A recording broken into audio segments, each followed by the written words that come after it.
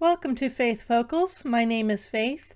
If you haven't been to this channel before, I'm a Christian and I've spent most of my life studying stories, been very interested in stories. So on this channel where I speak about the things I'm interested in, I've been experimenting with talking about stories and talking about the things I'm noticing in stories, the lessons that they teach. And today I wanted to talk about the movie Legend of the Guardians, The Owls of Ga'Hoole. I tend to like a lot of family-friendly films, so this is one of them. And when I was first watching this movie, trying to get ready for this video, uh, at first I was looking at it and going, well, it's kind of an action-y flick for kids. Yeah, I'm not seeing a lot of cohesive messaging here. It's like there's a message here, there's a different message there. There's not any one thing that it really wants to be. I think it's just a bunch of fluff for kids, which is okay. That it's a fun movie. I still like it. And then I watched it again and was getting a little more prepared, getting my outline together and things. And then I started to look deeper into the movie and into the elements, started to give some parts of it more credibility that I had in my thoughts than when I had watched it the first time. And I started to see all of these layers come out of this movie. So I hope it'll be interesting to you to share with you what I'm seeing in this kids film, Legend of the Guardians. Definitely was surprised by how many layers the screenwriter and the director, who's Zack Snyder, might have heard his name from other films, but how much layering came out of this movie about talking owls. And so my outline for this video is indicating it will probably be longer than I'd like it to be. And that's after I'm splitting this into a 2-video topic, because there's kind of 2 points that Legends of the Guardians makes, Owls of Ga'Hoole. There's 2 points that I'd like to touch on from my Christian perspective. So we'll set the second point aside for the next video, and we'll talk about the first one today. So as you're looking at a movie, of course, we watch a movie in a certain order, right? We start at the beginning and we go to the end, and that is the order in which we see a movie. It's very linear. And maybe if you've got an experimental story writer, maybe they'll take the middle out of the movie and they'll put that in the beginning. And why would a story writer do that? It's because they want you to be thinking about that middle of the movie, about what's coming in the middle of the movie from the very start of the movie. They want to color your impression of the movie. Now in Legend of the Guardians, they don't pull this trick. You start very linearly. The beginning is the actual beginning of the story. The end is the actual end of the story. They set it up as if they're going to make a part 2, but they haven't made a part 2 yet, and that's a shame. But we start at the beginning of this the movie, and I think the beginning of the movie is really working hard to get our minds in a frame to see the rest of the movie the way that it's intended to be seen. So what do we see at the beginning of this movie that shapes how we're going to view the rest of it? We have this great cinematic sequence where we see this owl flying through the air, and the movie is made for 3D, so it was wonderful watching it in 3D in the theaters. And even when it's not in 3D, the art style is excellent. I think when Disney was trying to do Lion King, trying to do it realistically, I think if they wanted emotive reasoning, they probably should have been looking at Legends of the Guardians. Maybe some people would say that this style is actually more stylized. I tend to like the stylized style, but it looks realistic enough for me. I'm happy. So this owl is flying through the air, and it's very impressive, and they got some stops and starts so you can see when feathers fall off of him or whatever. And then he snatches up a mouse, flies to his hollow in the tree.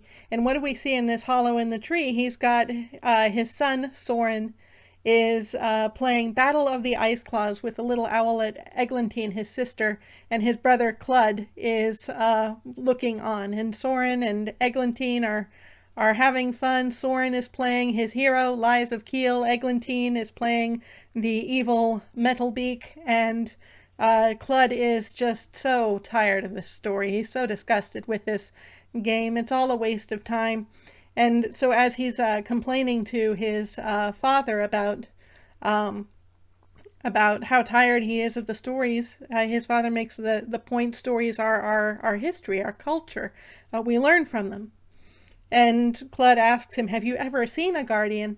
And he says, well, just because you don't see something doesn't mean it's not real. It's like feeling something in your gizzard.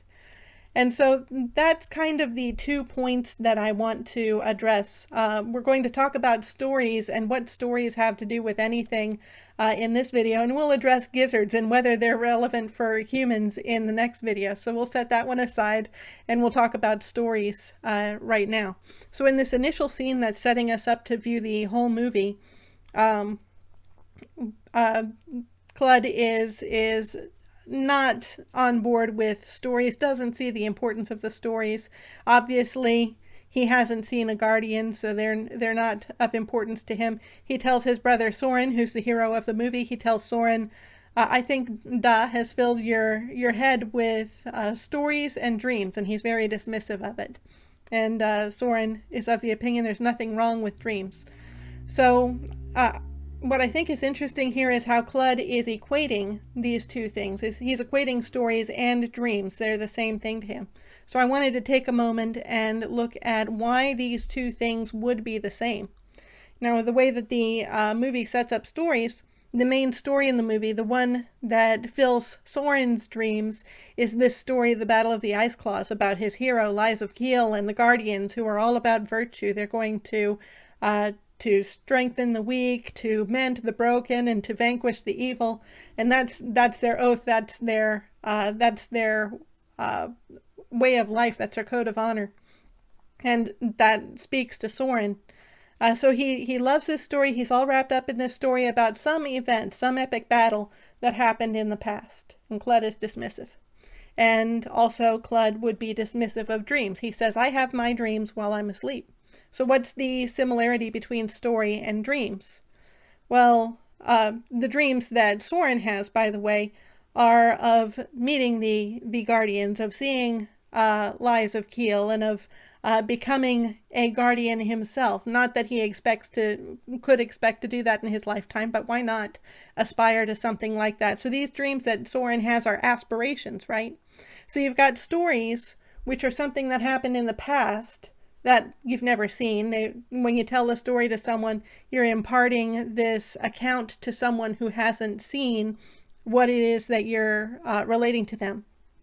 And you've got dreams, which are something you hope will happen in the future, but you haven't seen it. There's no evidence that it's going to happen in the future. So stories are the unseen past, dreams are the unseen future. So what they've got in common is that they're both unseen. And so that seems to be the point that Clud takes issue with. You can't see it. It's not real. It's not seen. There's no evidence for it.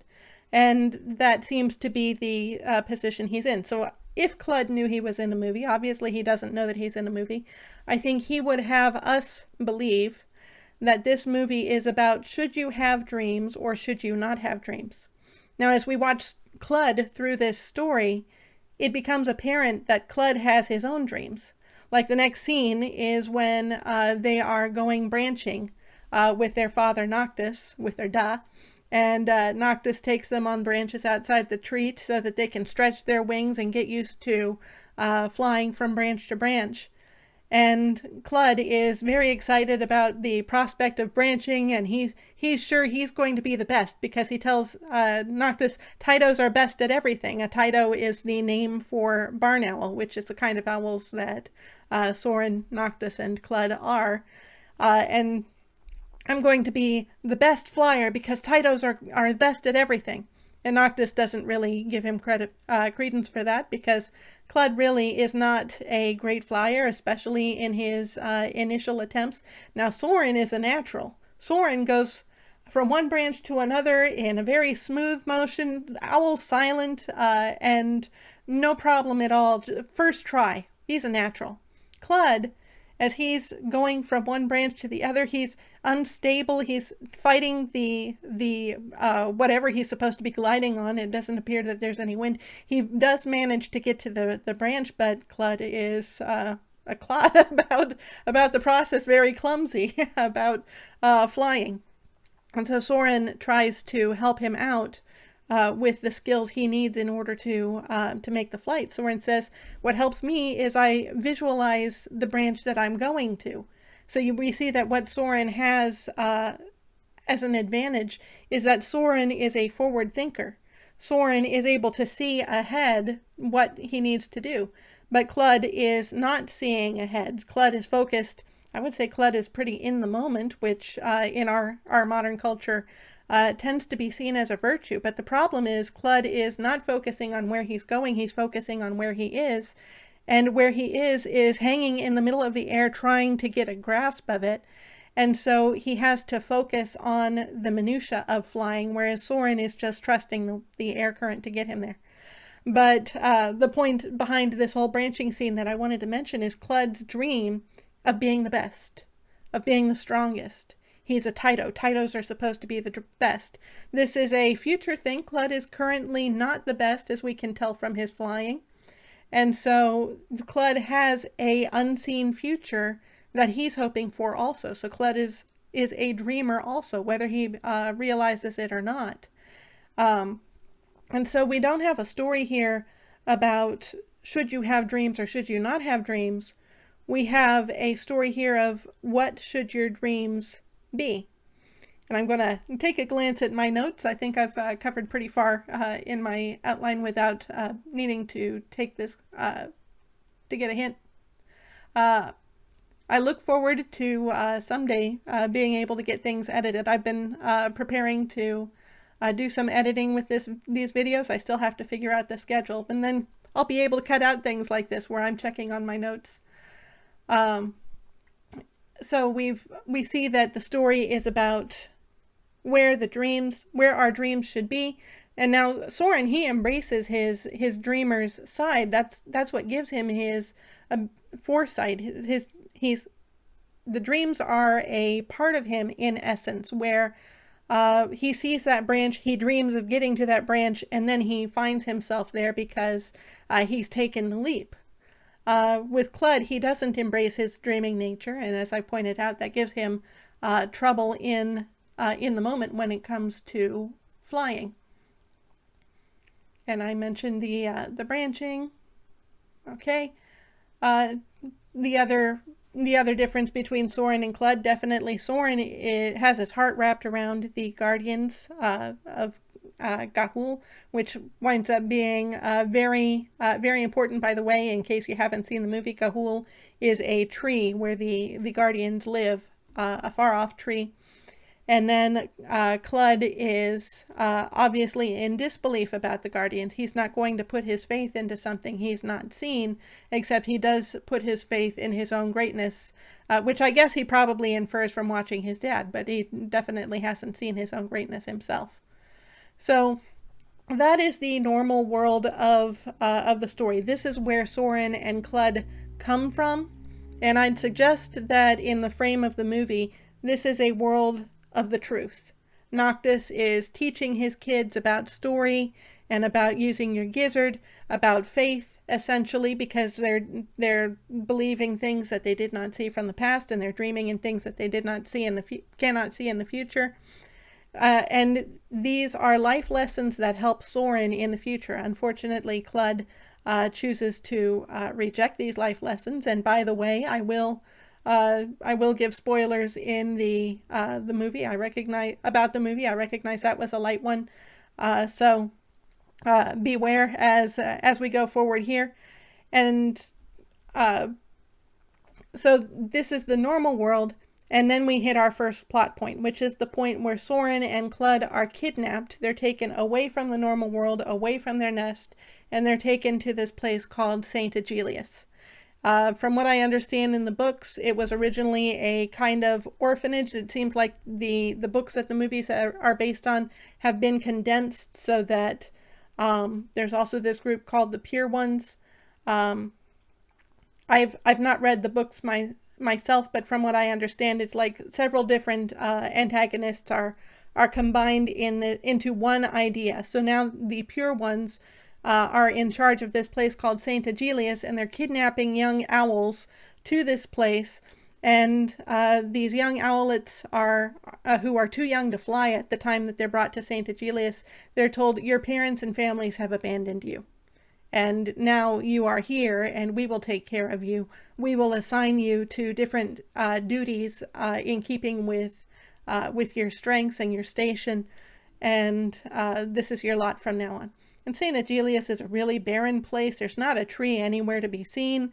All rocks and crags and everything. Very dismal. And I think that St. Aegelius really preys on the visual for the victims that they bring in. It's a dismal place. All the owlets are coming into this area. They're frightened. They're disoriented.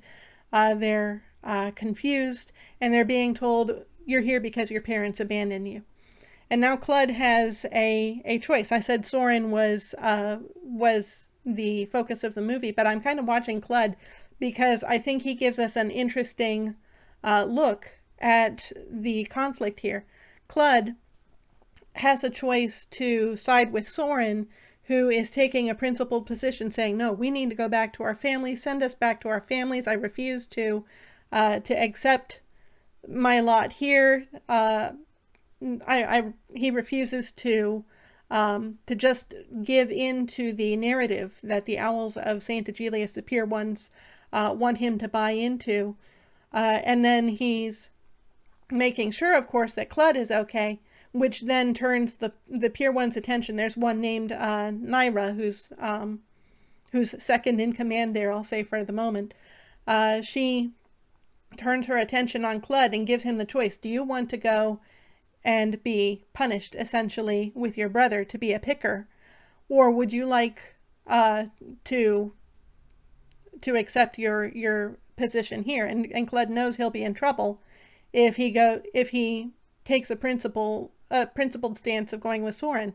Plus, in Clud's eyes, Soren has been pretty dumb and pretty annoying, so he chooses to reject Soren. And with that, he's kind of buying into the story that the pure ones are feeding him, that he has been abandoned by his parents and his family, and that's why he's there. He's buying into the narrative of these evil owls, which I think it's interesting. He's in that position away from his family. His family is out of his sight.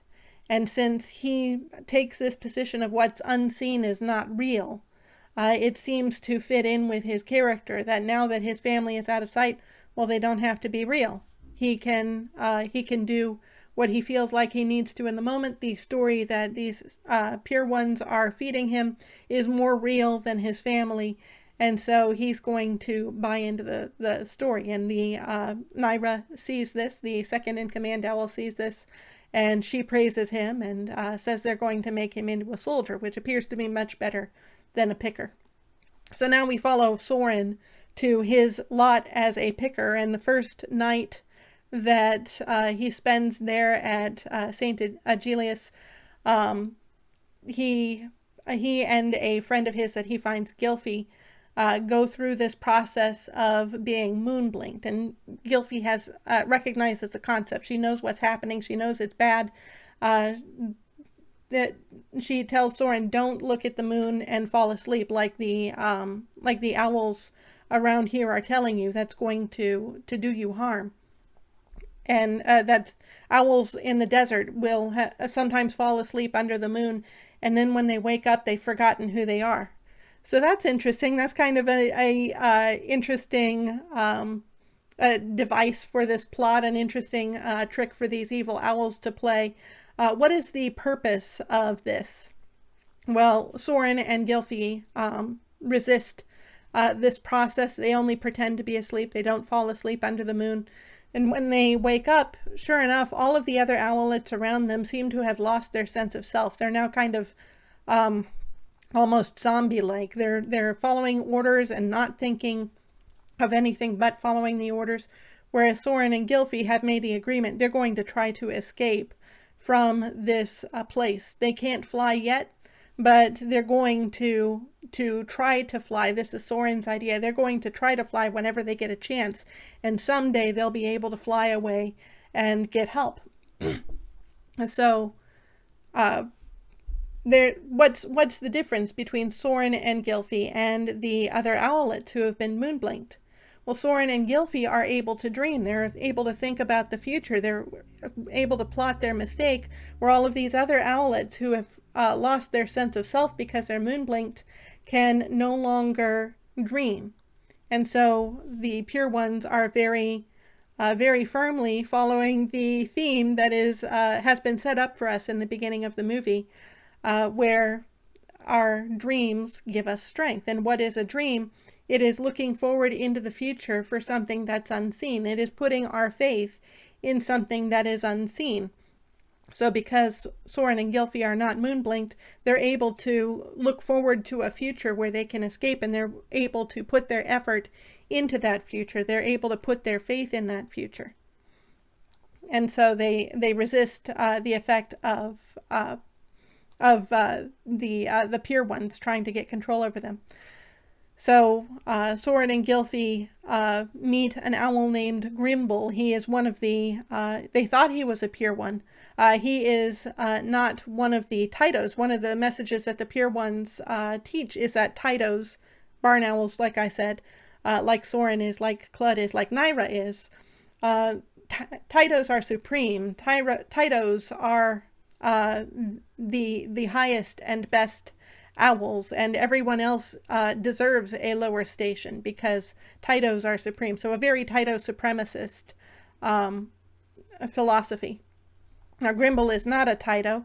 Grimble is in service to the pure ones, but he when he's able to get Soren and Gylfi where they won't be watched by the other pure ones, he says that he is being forced to serve Metalbeak, actually, is the leader of these pure ones, which Metalbeak was part of a story, right? So, but this Grimble says that Metalbeak is real, and that Metalbeak is forcing him to play a role, telling little owlets that their families have abandoned them, and moonblinking these owlets for whatever the nefarious purpose of these pure one owls are. If he will obey Metalbeak and do these things, then his family, who's been captured, won't be destroyed. But Grimble also has a dream. Grimble dreams of freeing his family. And because Grimble has this dream, because Grimble has put his faith in a future hope, then Grimble is not like a couple of the other owls we met. There are a couple owls named Jut and Jat. They kind of have a comedic role as Soren and Clud are being kidnapped, because Jut and Jat, they banter with one another, and you can hear from their banter that they're really insecure owls, and they're really concerned about how they appear. They want to appear evil, where that's their role. They're evil owls, and they are working on becoming more evil, but they're always afraid that they don't feel natural about it. And so they're always encouraging each other. No, that was great. That was really intimidating, and so on. But then when they have to be mean to the little owlets, of course they are, because that's their nature. Jut and Jat are not dreamers. They're content with their station. They're not Tytos either, so they're probably oppressed also by the pure ones. But they're happy in their position, enslaving these little owlets for this plot that Metalbeak has, and they're not looking forward to a future. They're content where they are, whereas Grimble is looking forward to saving his family. And what's more, Grimble also knows the stories of the Guardians. He's able to repeat to Soren's stories that Soren has heard from his dad already about the Guardians, which should tell us that Grimble values stories, values the unseen, and values putting your faith in the unseen. That's what you're supposed to do with a story. You're supposed to take something unseen. If the story is history, then you're supposed to accept the truth of that history. If the story is fiction, then you're supposed to see what kind of lessons you can draw from the fiction, like I do in these videos. And so Grimble has the same values that Soren and Soren's father do. And so Grimble encourages Soren and Gylfi in their hopes of escape, and he helps them to learn how to fly. Now, just before they're able to learn how to fly, he gets discovered by Nyra. He gets attacked by the Pure Ones, and it's a harrowing scene when these two owlets are free falling through the air and have to learn how to fly in the moment in order to get free, and they both manage it. And Soren sees the exit, sees this little crevice in the cliffs and the rocks that he and Gylfi can get through, but the larger owls can't. And he leads Gylfi through that crevice, and they make their escape. And the other owls don't give chase because they've got too much of a head start getting through this little gap. And it's because Soren is able to foresee that he's able to pick out that crevice before Gylfi is able to, before anyone can cut him off, and they're able to make their escape. So again, Soren has this skill of being able to see what's not immediately in front of him, being able to see ahead. And so Gylfi asks him, what are we going to do now? And he says, we're going to find the Guardians. The Guardians will help us. And later on, we hear him telling a friend in the movie that the reason they've got to find the Guardians is because Clud is still back there. Even if Soren were to make his way home, Clud is still back there and needs to be rescued. So really the only place he can go is to the Guardians. Soren and Gylfi, his friend who escaped with him, are flying. They're free, and they encounter another pair of owls named Digger and Twilight. And Digger, I think, takes more of a comedic role in the story. I don't know how much of a thematic role he has regarding faith, but I think Twilight fits in really interestingly into this idea of faith, because Twilight sees himself as a poet warrior. He's got a lute, he plays his songs. Digger complains all the time. He's not exactly great. Sometimes he has his moments, but he, as far as he's concerned, he's a poet warrior. Now, we don't really see his warrior side up until some crows start pestering these owls. They've banded together. Digger and Twilight don't want to be alone with one another. They're kind of annoyed by being alone with one another, so they follow Soren and Gylfi to go find the Guardians, even though Digger and Twilight are not necessarily, especially Digger, he's not really necessarily on board. He doesn't think that the trip is going to be successful, but it's better than staying in his hollow at the tree alone with Twilight. And there's a character that I'm skipping. If you are familiar with the movie, you might be asking, why isn't she talking about Mrs. P? I haven't really seen where Mrs. P fits in with the theme of the movie. So there's a fifth character here, but I'm going to breeze over her because I don't see her really fitting in with the themes. But Twilight has this image of himself as a poet warrior. Now, I don't know what evidence Twilight would have about being a warrior. He's the much bigger owl between him and Digger. Digger is definitely not giving him a fight in any conflict they might have. Would definitely be verbally combative. I doubt that there would be any real battles between them. So I'm going to take this as something on faith, that Twilight has this image of himself, but it's an unseen image up until these owls are flying and they get beset by a bunch of crows. These crows start pecking at them and bothering them. They steal Twilight's lute, his little guitar-like animal horn that he strums with. That's his poet side. And then he's able to dive in there and fight these crows off with his...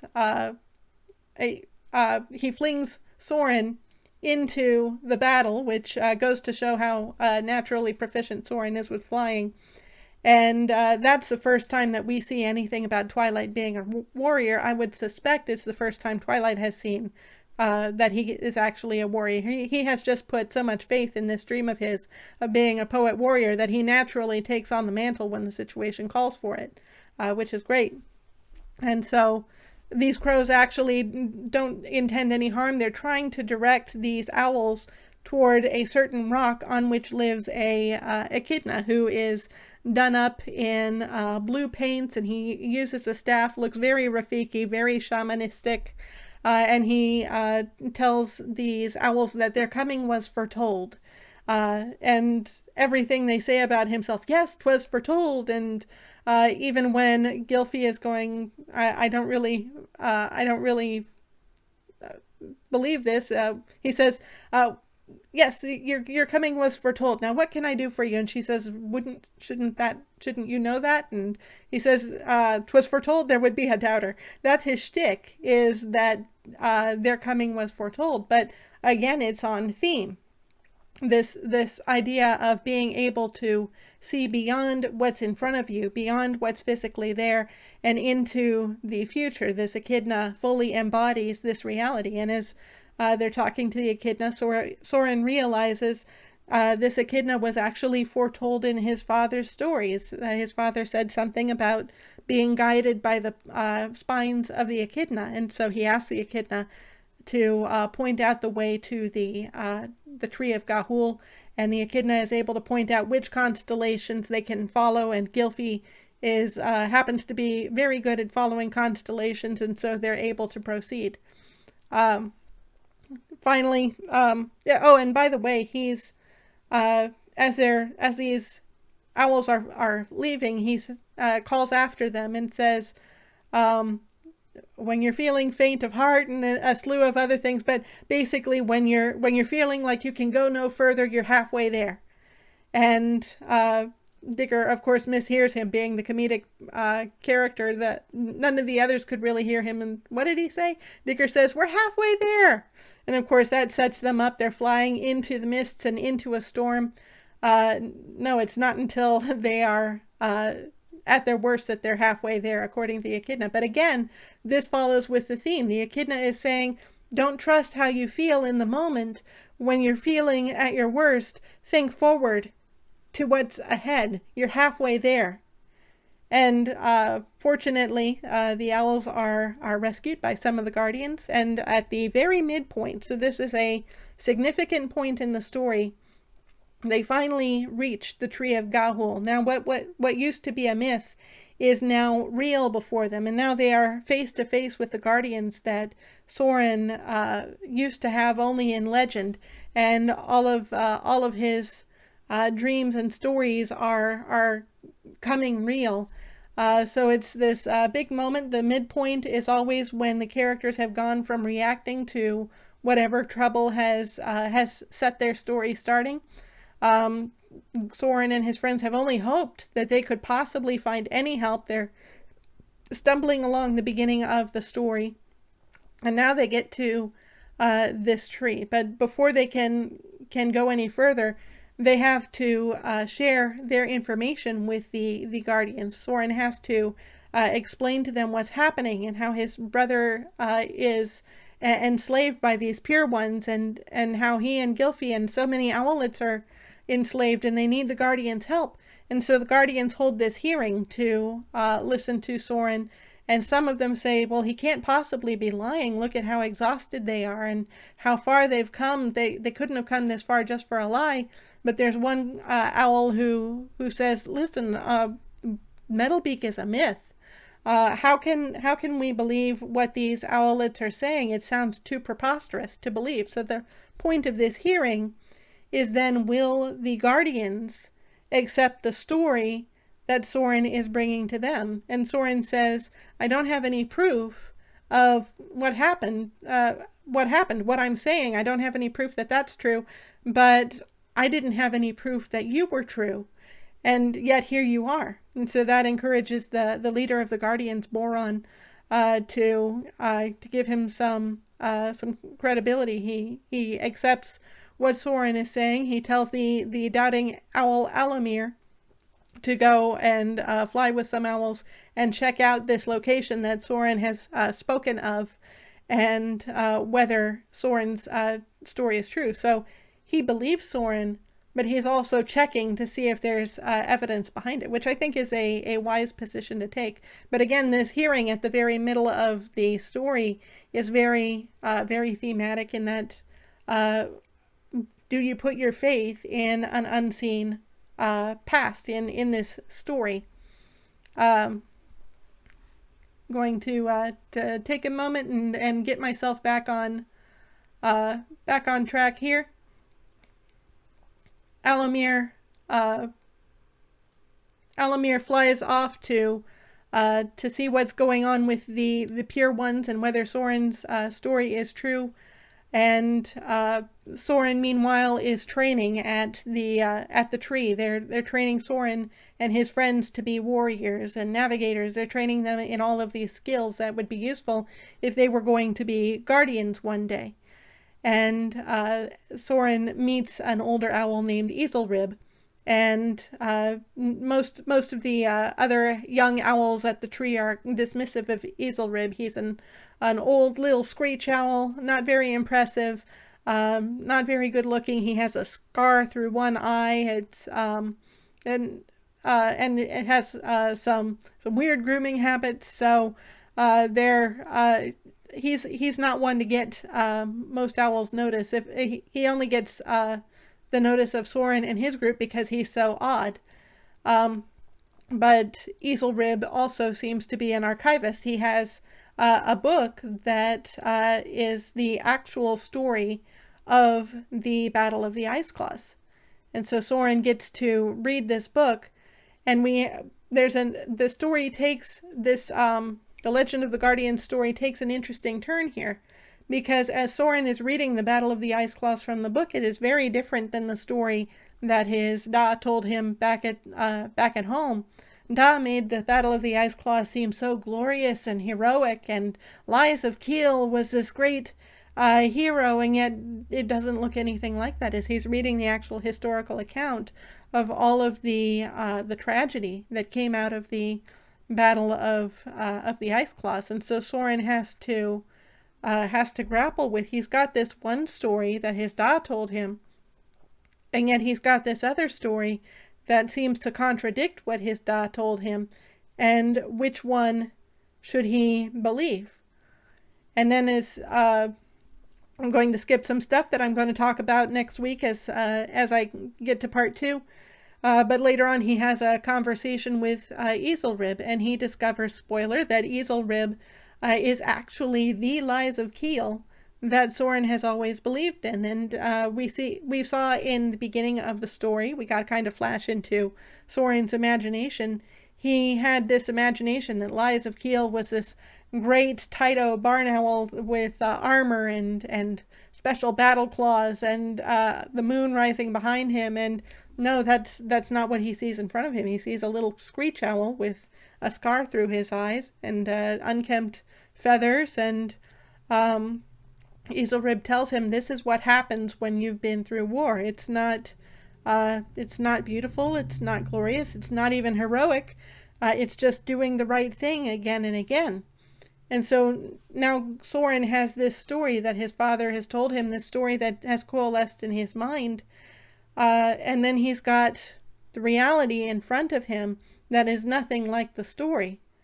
So what do you do with that when this thing that you've put your faith into doesn't fit the real world?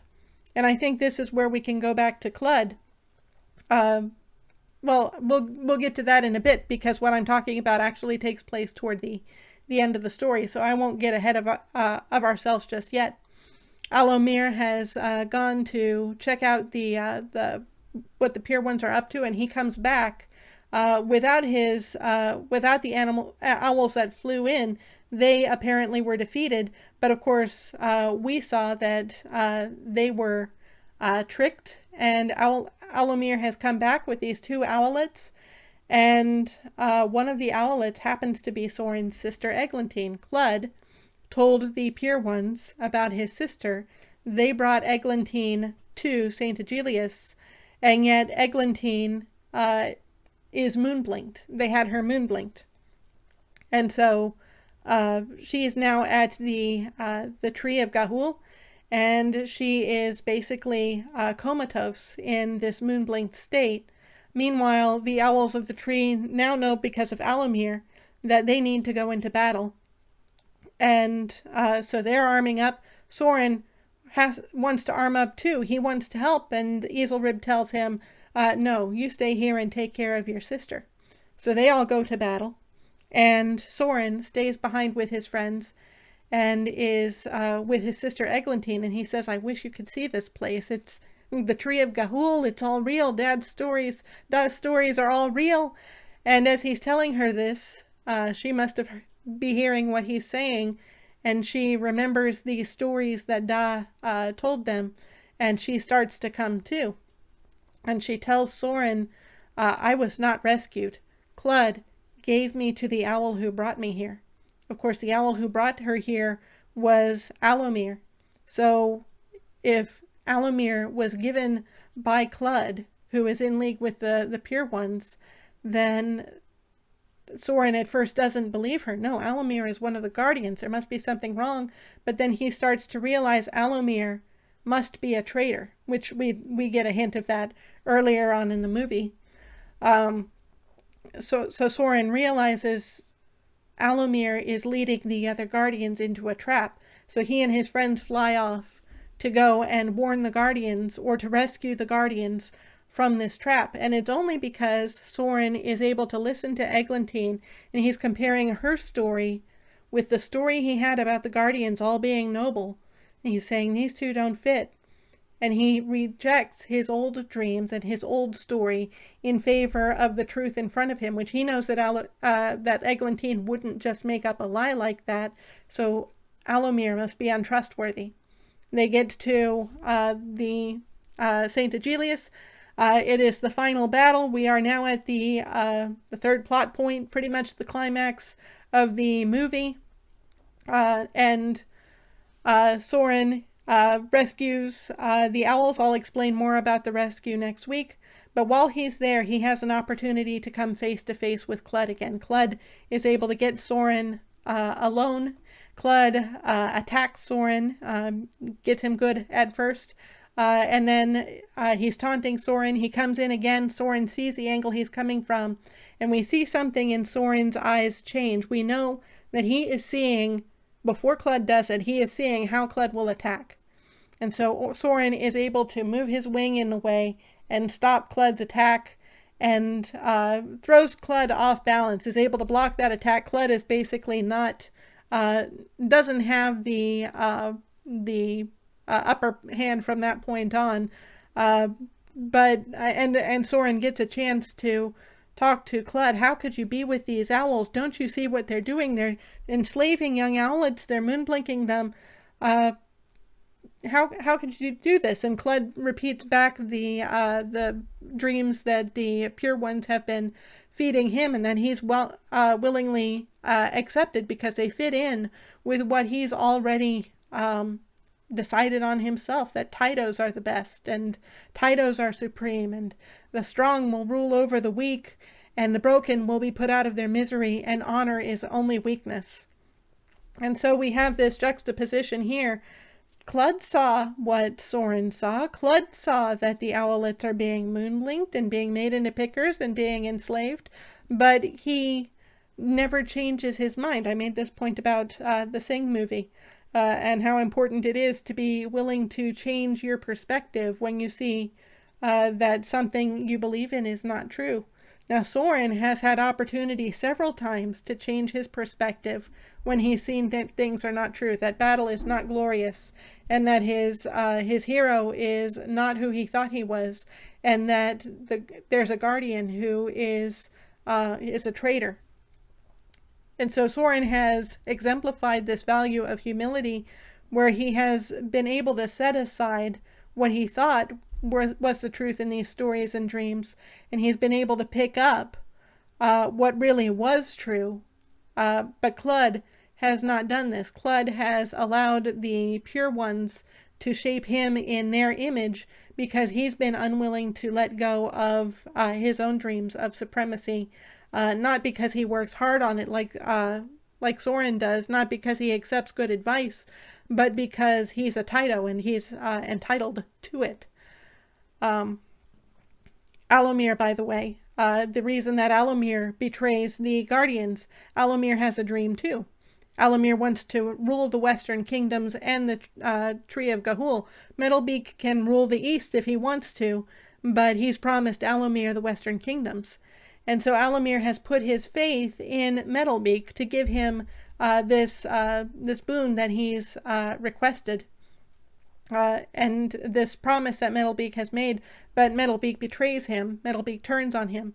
And I think that's very interesting for the story too, because Alomir had a dream, Clud had a dream, and yet Clud gets defeated. And because we know that Clud was putting his faith in the wrong things, these pure ones. He says the broken will be put out of their misery. Well, as it turns out, his own wing gets broken in the final battle with Soren. And we don't see what the pure ones would have done to him. They don't get that chance. But based on what he says, the broken are put out of their misery. I don't think it would have gone well for him. And Alomir likewise put his faith in Metalbeak, but that faith was ill-placed. Metalbeak turns out to be untrustworthy, and Alomir winds up paying for it. So we have this juxtaposition of these dreams, Clud's dreams, Alomir's dreams versus Soren's dream,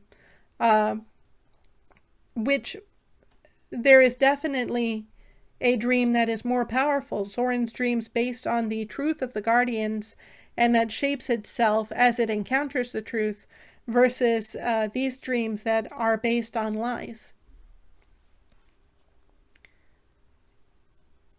And I'm just checking on the rest of what I had here. I think I'm mostly through. I do want in these videos, because I'm a Christian and because I think that's important, I do want to kind of assess, is there a common point between what I believe to be true and what's in this movie? Is there, does the Bible relate at all to the truth that is being presented in this movie? And I think stories are wonderful, because when you have a story has to not only present a conclusion, but it also needs to make an argument for that conclusion. That's why suspension of disbelief is so important, because if a story can shape this world for us in such a way that the truth comes true in that world believably, and our suspension of disbelief is not broken,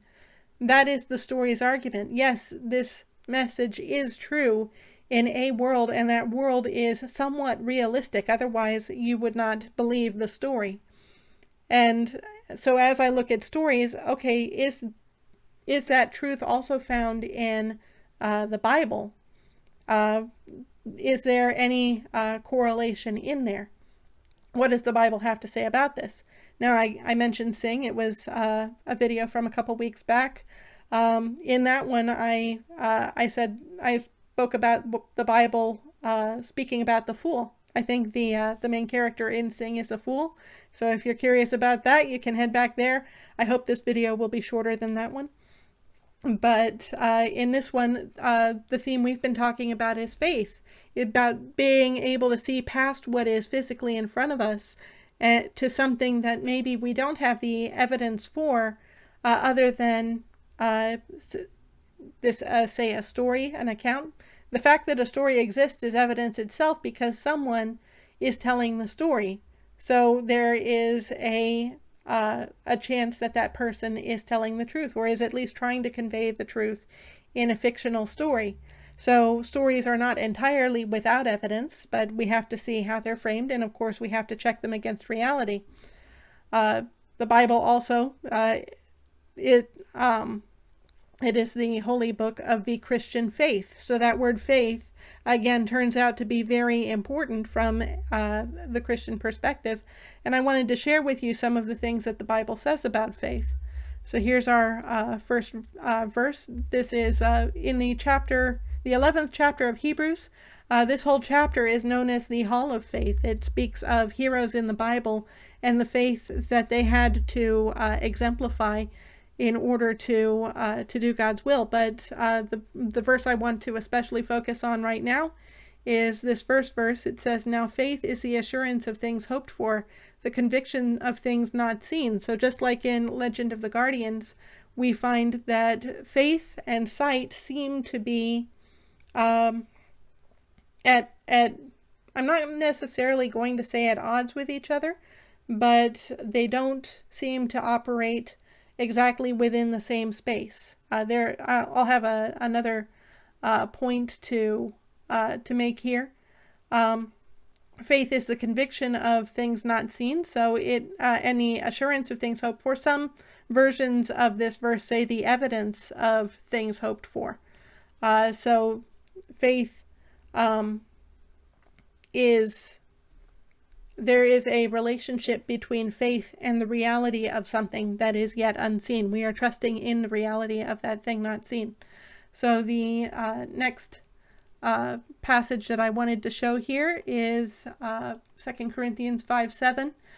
We see a little bit of this verse up ahead so that you can see the context if you want, but the main thing is it's describing how as Christians walk. We walk by faith, not by sight. Again, sometimes sight does get in the way of what is true. Just as we find with Cludd, he doesn't see the guardians. All he sees is that he's surrounded by the pure ones in St. Agellius. So sure, his parents abandon him. And so he allows his sight to get in the way of what is true. And that truth, Soren is able to reach quicker because Soren executes faith. Now, I will go ahead and say that it is very important that when we encounter visual evidence of the truth, that we are willing to adjust our own perspective to that. So let me see if I know I've got verses on it, on that, but I think they'll be coming in a bit. The next verse I wanted to say is that the Bible actually says that faith is necessary in order to please God. So that's our verse here. Same passage, Hebrews 11. So the one about faith is the assurance of things hoped for is the first verse. And now in Hebrews 11:6, "And without faith it is impossible to please him," God, "for whoever would draw near to God must believe that he exists and that he rewards those who seek him." So there's 2 points of faith that we must execute if we seek to please God. Next, I also wanted to make the point Jesus, speaking with his apostles, often challenged them because they did not always put their faith in what they knew to be true, which seems odd because faith is belief, right? So wouldn't you believe in what you know to be true? But they knew that Jesus was the Son of God, was the Messiah sent by God to deliver the world, and yet they would panic. Say if they were in a boat in the middle of the storm, there's a couple accounts. There's even an account in Matthew 14, verses 22 through 33. I won't go ahead and share the whole story as it's written in the Bible. You can look it up, Matthew 14, 22 through 33. But the very famous account of Jesus walking on water, and Peter is in this boat with the disciples in the middle of the storm, and they see Jesus walking on water. Jesus had not accompanied them in the boat, but now he's walking to them out in the middle of this storm. And Peter says, "Lord, if that's really you, tell me to come out on the water with you." So at least he had enough faith for that. Jesus tells him to come out. So Peter steps out of the boat and starts walking on the water. He takes some steps towards Jesus, but then he sees how high the waves are, and immediately he falls into the water. And Jesus catches him, rescues him, and challenges him, says, "Oh, you of little faith, why did you doubt?" And the point is that Peter knew the truth that Jesus was giving him the power to walk on water, and yet he allowed his sight to get in the way of that truth. He allowed the waves to fill his sight instead of keeping his eyes on the Lord. So there is that reality that sometimes sight gets in the way but also our faith must be properly founded, must be founded in the right things. By the way, God is truth. That's another concept that I've discussed on this channel. God is the source of all truth. Nothing would be true except that God allows it to be. And so naturally, whatever is true is going to align with God's nature. So we can eventually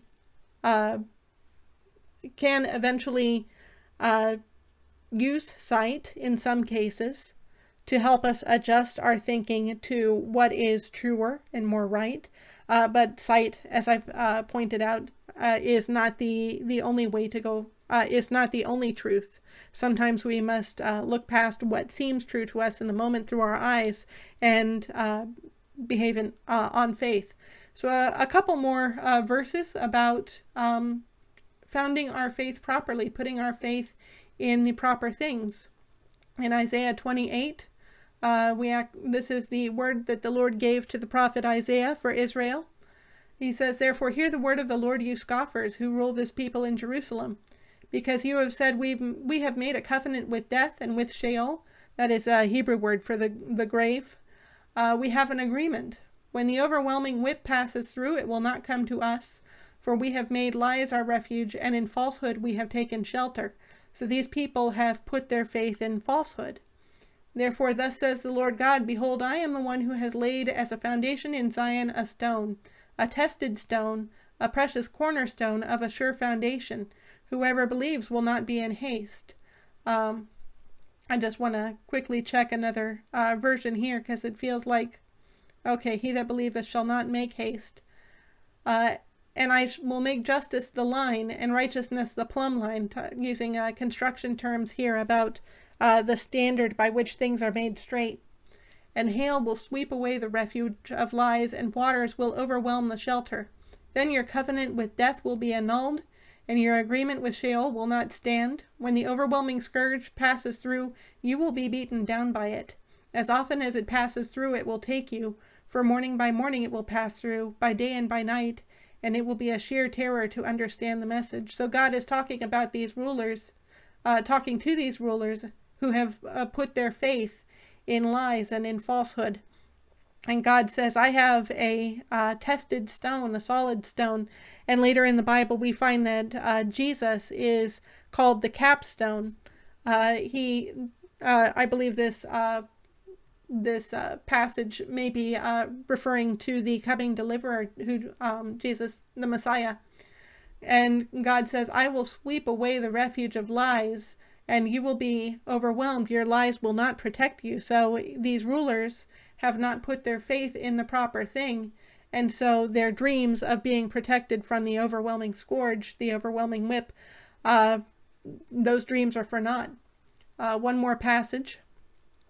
This is the words of Paul to the Romans. The way I read Romans, it looks like Paul is talking to a mixed group of both Jews and Gentiles. Gentiles, if I don't know how familiar the word is to most people in the West, those would be non-Jewish people, anyone who's non-Jewish. So what shall we say then? That Gentiles who did not pursue righteousness have attained it. That is a righteousness that is by faith. But that Israel, who pursued a law that would lead to righteousness, did not succeed in reaching that law. So basically the idea is God gave the Jewish people a law. That was the foundation of the nation of Israel. The first 5 books of the Bible are known as the Torah in Israeli culture. There's Genesis, which I did a series on Genesis on this channel. But then the 4 books that follow Genesis, Genesis is a book of history. The 4 books that follow Genesis tell about the laws that were basically the constitution of the nation of Israel as it was first being established. And that law has been very important to devout Israelites. It has kept Israel what Israel is, even though Israel was exiled from their land twice and at risk of assimilating with the nations that Israel was made a part of. But because they valued and cherished that law, they kept their identity as the nation of Israel, God's chosen people. But they have cherished that law so much. Israel who pursued a law that would lead to righteousness did not succeed in reaching that law. Why? Because they did not pursue it by faith, but as if it were based on works. They have stumbled over the stumbling stone. There's a reference to that stone again. That stone, which turns out to be Jesus Christ. Jesus had many debates with the Pharisees of his time, who they were pursuing the law, and he said they were tying heavy burdens on men's backs that they were not willing to lift, that they were making the men around them twice the sons of hell. That was his words. That they were. Of course, he was speaking in Aramaic, probably, so maybe not exactly his words, but his words as translated in Scripture. So these the Pharisees cherished the law so much they bound it up with more rules to ensure that no one would transgress it. But that law was not their salvation. Their salvation was Jesus Christ. As it is written, "Behold, I am laying in Zion a stone of stumbling and a rock of offense, and whoever believes in him will not be put to shame." So again, they did not put their faith in the proper thing, in God the Son. And so this book of the Bible says that even though they put their faith in this law, they did not attain what they were dreaming in, essentially. I kind of wish that Legend of the Guardians didn't couch the idea in the word dream. Of course, we understand what that means as we look deeper into the story, but really this is a matter of faith. This is a matter of what will you believe even though it is not in front of your eyes. So that is the last passage here that makes the point that our faith needs to be properly founded. Now, back at the time that this book of Romans was written, Paul's day, Paul actually spoke and communicated with Jesus' apostles. Paul lived at the time of Jesus, probably was very aware of Jesus' influence in the lands of Israel at that time.